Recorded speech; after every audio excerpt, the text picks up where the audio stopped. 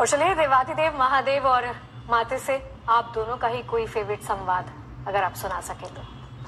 हे नाथ, ऋषि विश्वामित्र जी ये दोनों छोटे बालक राम और लक्ष्मण को ऋषियों के सहायता के लिए और ताड़का वध के लिए जंगल लेके जा रहे हैं।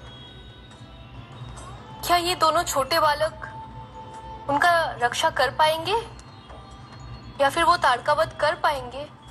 वो तो बहुत छोटे हैं। अब कृपया मुझे बताइए अपनी माया से।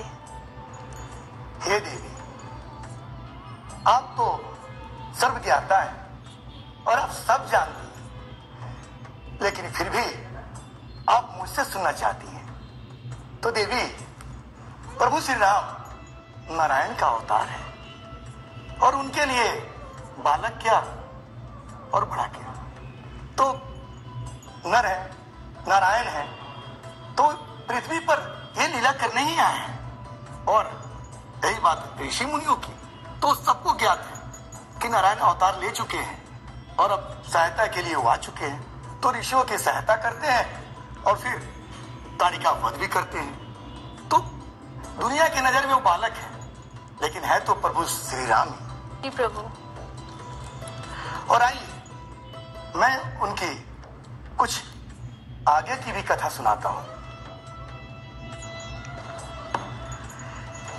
आपने अभी तक तो उनकी बाल अवस्था को देखी है, और मैं एक और भी उनकी बात बताता हूं।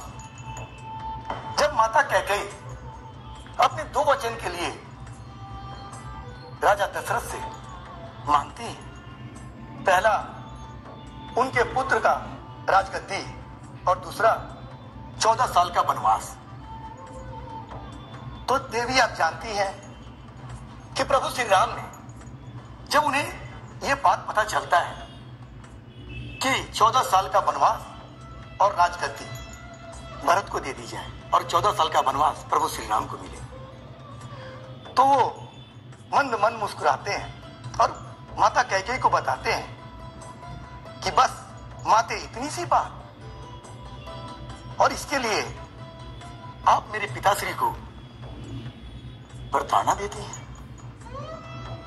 तो बोली, माते ये बात आप मुझसे कहती तो मैं सहस्त्र आपके बात को स्वीकार करता। तो उन्होंने भी यहां मर्यादा को रखा है। और लक्ष्मण जो उनका छोटा भाई थे, वो गुस्से में आते हैं और माता कैकेयी को काफी अपशब्द बोलते हैं। तो प्रभु श्री राम ने कहा कि हे लक्ष्मण, तुम मेरे भाई नहीं हो सकते, क्योंकि पिता पापी हो, दुष्ट हो, कुछ भी हो, पिता पिता होता है। अगर जो पुत्र पिता के खिलाफ जाता है वो मेरा भाई नहीं हो सकता। फिर क्या?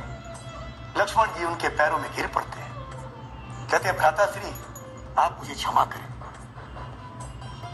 मैं अज्ञानी हूं, मुझे नहीं पता। तो फिर प्रभु श्री राम लक्ष्मण को समझाते हैं और माता जानकी के साथ अपनी माता की आज्ञा को पालन करने, अपने पिता के वचनों को पूरा करने के लिए वन के लिए निकल पड़ते हैं।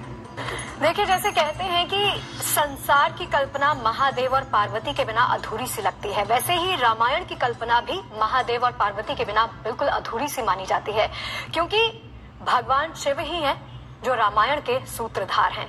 तो ये पूरा का पूरा मंच आप दोनों के समक्ष हम करके जाते हैं। हे नाथ, मुझे समझाइए, रावण के भाई कुंभकर्ण वो रावण को इतना समझाते हैं कि वो माता जानकी है, क्या अब युद्ध होगा? युद्ध होगा देवी, बिल्कुल होगा। ये रावण तो हठी है, वो कहाँ किसी का सुनने वाला है। उसके एक एक करके पुत्र भाई सब मारे जा रहे हैं, लेकिन वो हठी अभी भी युद्ध से पीछे कहाँ हटने वाला है। अब बारी आई कुंभकर्ण की, तो कुंभकर्ण रावण को समझाता है कि भैया अभी भी वक्त है, अभी भी आप प्रभु श्री राम के शरण में चले जाएंगे तो इससे लंका का उद्धार होगा।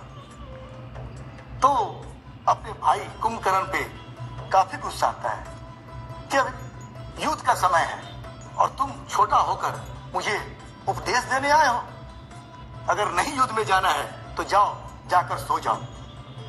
तो कुंभकर्ण रावण को समझाते हुए फिर बोलता है कि भैया, मैं तो युद्ध में जा रहा हूं, बड़ा भाई का आज्ञा मानना ये मेरा पहला कर्तव्य है। भाई गलत हो या सही, छोटे भाई का आज्ञा मानना पहला कर्तव्य होता है। तो कुंभकर्ण अपना छोटा होने का कर्तव्य निभाने के लिए राम से युद्ध करने के लिए निकल पड़ता है। लेकिन हाँ, जाते जाते रावण को एक उपदेश दे के जाता है कि भैया, अगर मैं युद्ध में मारा गया तो आप माता जानकी को लेकर प्रभु श्री राम के शरण में चले जाएंगे। इसी में हमारी लंका का उद्धार है और बाकी जो भी भाई पुत्र वंश बचा है वो बच जाएंगे। लेकिन रावण तो रावण ही है, क्योंकि उसे प्रभु श्री राम के हाथों मरना था। वो सब कुछ जानता था कि अगर मैं उनके शरण में चला गया तो फिर मेरी मृत्यु नहीं हो सकती है।